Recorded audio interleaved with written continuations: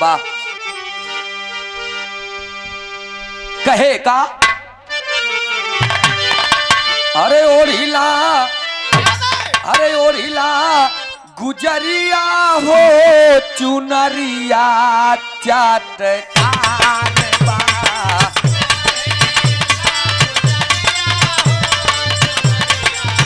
चटकार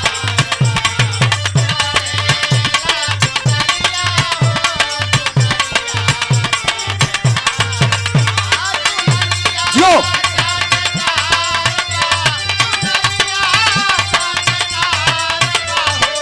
क्या बात है। और ही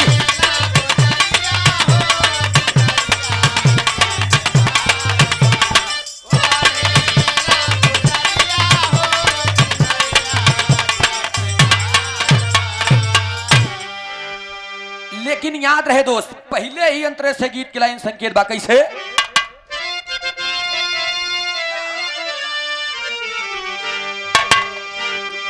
अरे ओढ़िला, अरे ओढ़िला गुजरिया हो चुनरिया सत्य नाम के।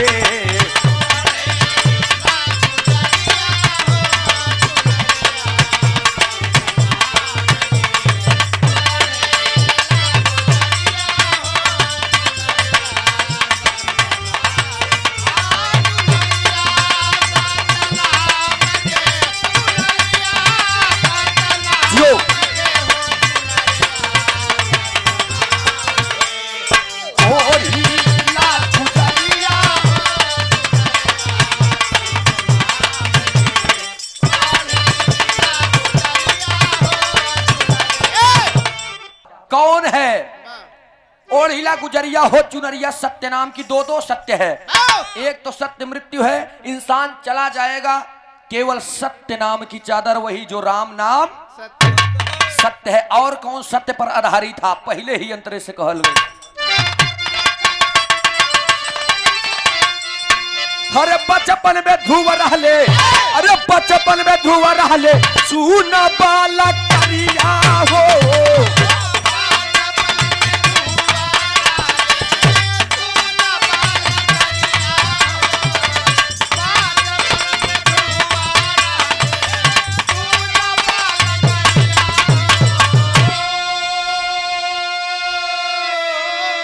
अरे नन्हई में ताजती हले, अरे नन्हई में ताजती हले खरावा दुआरिया हो चुनरिया सत्य नाम के।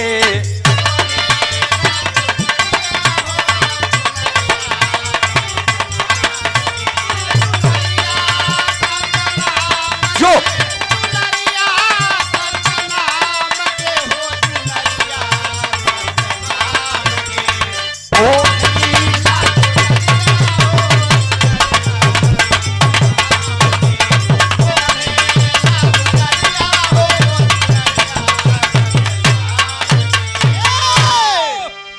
बचपन में ध्रुव रहले सुना बल करिया हो, अननई में छोड़ दिहले घरवा दुवरिया हो चुनरिया सत्य नाम के। 5 साल की उम्र थी जिस समय ध्रुव अपने घर धन दौलत महल अटारी प्यार ये मिथ्या रूपी संसार को तज दिया। गया कहां जा करके जंगल में तपस्या करने लगा। लेकिन दूसरे लाइन में कहल गई का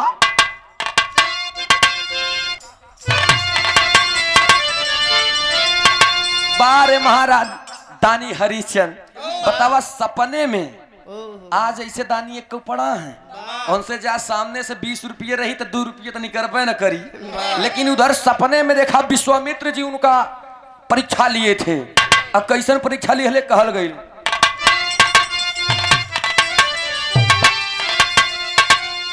हरे दानी राजा हरिश्चंद पे कौन दोनों बात सतयुग से लागू बा। ध्रुव भी सतयुग में थे और महाराज दानी हरिश्चंद भी सतयुग में थे। कहे अरे राजा दानी हरिश्चंद पे अरे छैले जब गिरानी हो,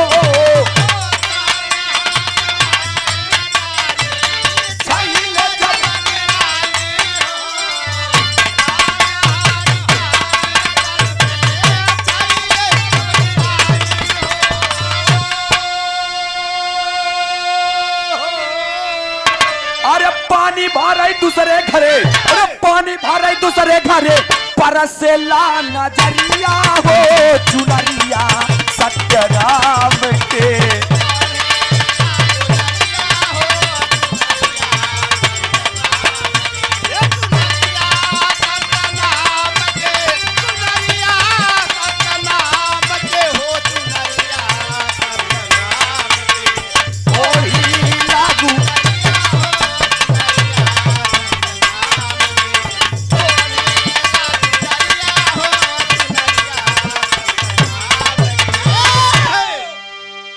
याद रहे दोस्त, सब कुछ रहते हुए भी महाराज दानी हरिश्चंद्र ऐसा ऐसा दिन देखने को मिला था उनको। सोचिए, महल अटारी धन दौलत मान सम्मान का जिनके पास कमी नहीं था, लेकिन आज भगवान स्वप्न में उनका परीक्षा लिए और सचमुच सब कुछ छोड़ करके महाराज दानी हरिश्चंद्र चले गए हैं। तारा रानी डोम के घरे पानी, बतावा एक अपनी नारी होकर के जिसे प्राणों से ज्यादा मानते थे, आज दूसरे के घरे चूल्हा बर्तन करत बा दोस्त। जौन जिगर से भी प्यारा, अपने प्राणों से भी दुलारा, गुलशन में एक फूल खिलल रहे जौने फुलवा के नाम रोहित बतावल गई।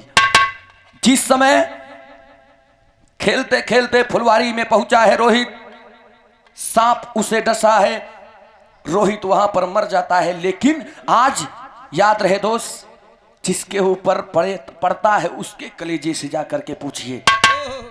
मां अपने बेटे को गोद में उठा करके मरघट पे जाती है, जिस मरघट पर कर्म निदान करने का हर कार्य किसी और का नहीं, महाराज राजा हरिश्चंद्र जी का था। लेकिन याद रहे, आज बीबी अपने पति को देखकर पहचान जाती है, लाश को रखकर जाकर के चरणों में गिरती है कि स्वामी, अरे स्वामी क्या आप मुझे नहीं पहचानते हैं? 1 रुपए की लालच में, 1 पैसे की लालच में महाराज दानी हरिश्चंद्र आज अपने बीबी बच्चों को पहचानने से इनकार कर देते हैं दोस्त। जब इनकार कर देते हैं, तारा रानी को क्रोध आया है। राजा हरिश्चंद्र जी की पत्नी का नाम तारा बताया गया। रोवतबा लिया करके अपने बेटे को उनके सामने रखती है और कहती है कि ठीक है, अरे आप नहीं जानते हैं, कोई बात नहीं है देवता, आप मत जानिए, लेकिन मेरे बेटे को आज एक नाग डस लिया है जिसके कारण इसकी मृत्यु हो गई है। इसी का कर्म निदान करना है, कर्म काट सब जो भी करना हो सब हिन करे के बाद। इतना कठोर कलेजा करने के बाद भी हरिश्चंद्र एक बात कहते हैं कि मैं करूंगा तो, लेकिन एका करे खातिर हमके कर निदान की जरूरत बा। पैसा तो 1 रुपया नहीं है। तारा रानी कहती कि मेरे पास तो 1 रुपया नहीं है, कहन तब कुछ न हो लेके जाए न कहा। बारे ऐसे पिता, बारे ऐसा समय। उस समय एक माँ, एक किसी लाल की माँ और किसी पति की पत्नी अपने साड़ी के आंचल को जो ही फाड़ करके देना चाहती है, बारे प्रभु विश्वामित्र जी तुरंत प्रकट हो जाते हैं, सब चीज उनकर वापस कैलन बा। लेकिन दूसरे अंतरे, तीसरे अंतरे में फिर कहल गई के कार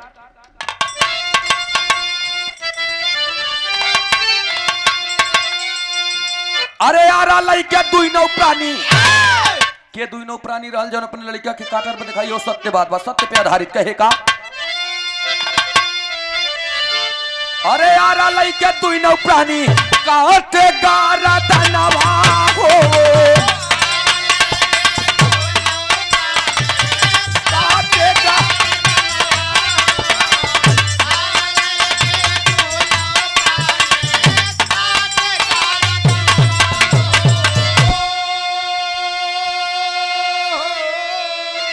अरे ताम्र ध्वज अब रोवत बाटे, अरे ताम्र ध्वज अब रोवत बाटे, बाप महतरिया हो चुनरिया सत्यनाम के।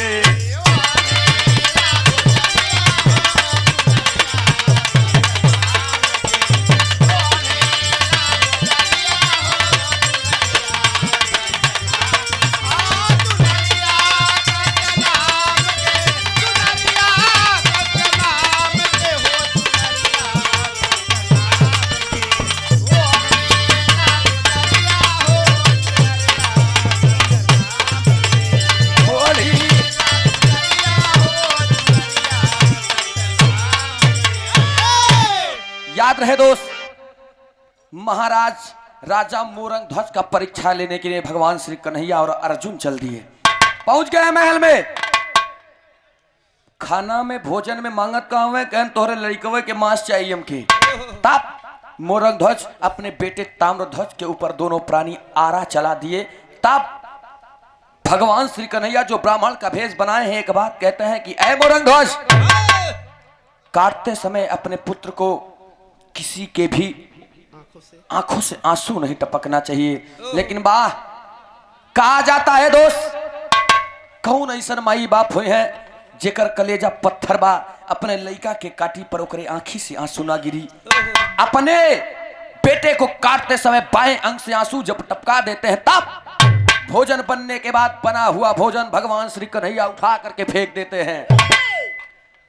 अरे हटा ले जाओ इस भोजन को मेरे सामने से। रो करके मोरंग ध्वज कहते हैं कि स्वामी क्या बात है, कहना ऐसा भोजन मेरा शेर नहीं ग्रहण करेगा, क्योंकि तुम लोग अपने पुत्र को काटते समय रो दिए थे। उतनी समय मोरंग ध्वज दोनों प्राणी चरण को पकड़ लिए कि बाबा स्वामी ऐसी कोई बात नहीं है, मेरे बाएं अंग से आंसू टपका था, बायां अंग किसी काम का नहीं होता, बायां अंग तो मैंने फेंक दिया है, दाहिने अंग का भोजन बना करके आपको दिया है। याद रहे दोस्त, भगवान श्री कन्हैया उसी वक्त अपने रूप में आते हैं। अर्जुन का घमंड भी टूटा और पुनः आशीर्वाद दिए। मोरंग ध्वज से कहते हैं कि मांग लो जो मांगना हो। मोरंग ध्वज बोले कि मुझे कुछ नहीं चाहिए स्वामी, मेरा लाल जो मेरे आंगन का सितारा था बस उसे ही आप जीवित कर दीजिए। कहना रे पागल, अरे वो मरा कहां है, पहले तू एक बार बुला तो। बेटा को आवाज देता है। आज मोरंग ध्वज जब आवाज देते हैं तो ताम्र ध्वज दौड़ते आता है। आने के बाद एक शब्द और कहता है कि स्वामी सब चीज कीजिएगा दुनिया में, लेकिन सत्य क्या है, इस कलयुग में भी सत्य होता है। क्या सत्य है?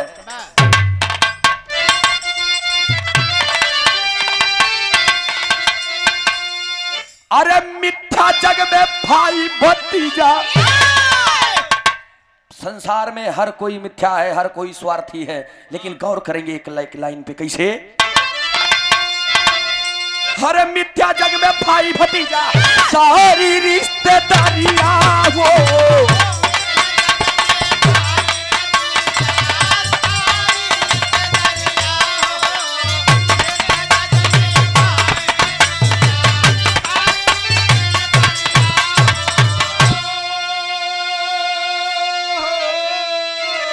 सत्य क्या है इस कलयुग में भी, तब से आज तक क्या सत्य है? अरे छोड़ी नहीं मौत कभी भी, अरे छोड़ी नहीं मौत कभी भी, आई जब दुवरिया हो चुनरिया सत्य राम के।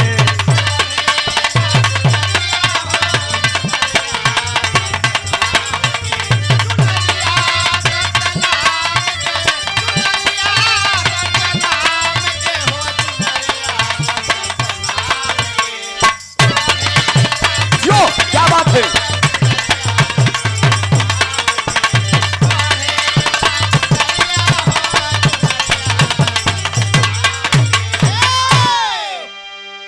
यही से बतावल गई दुनिया लड़त बा, केहू जर जमीन के लिए लड़त करत बा, त केहू महल अटारी के लिए लड़त मरत बा, केहू मेहरारू खातिर लड़त मरत बा। लेकिन अगले लास्ट लाइन में गुरु घराने के परिचय बतावल गई। इहो सत्य रहल। हैदर अली जुगनू जी भी रहा जगत में नाम किए और इस दुनिया से चले गए। उस्ताद श्री राजा राम इस दुनिया में नाम किए और जग को त्याग दिए। जे आई सब गए। सत्य क्या था?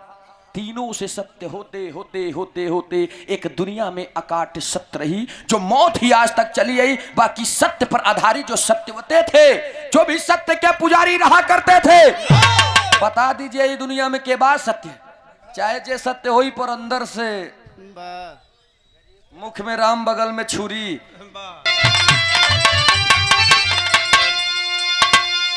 अरे भुल्लू राम आधार हैदर, कौन गया है इस दुनिया को छोड़ करके और कौन बचे हैं? अरे भुल्लू राम आधार हैदर, आली भैंस बनवा हो।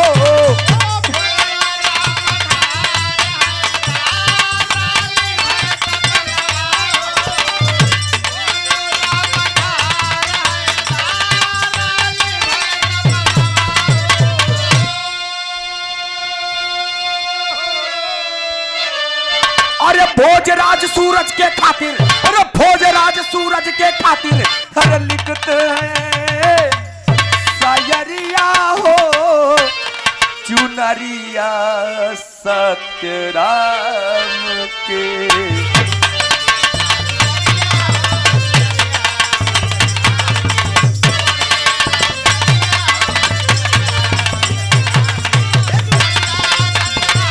वाह वाह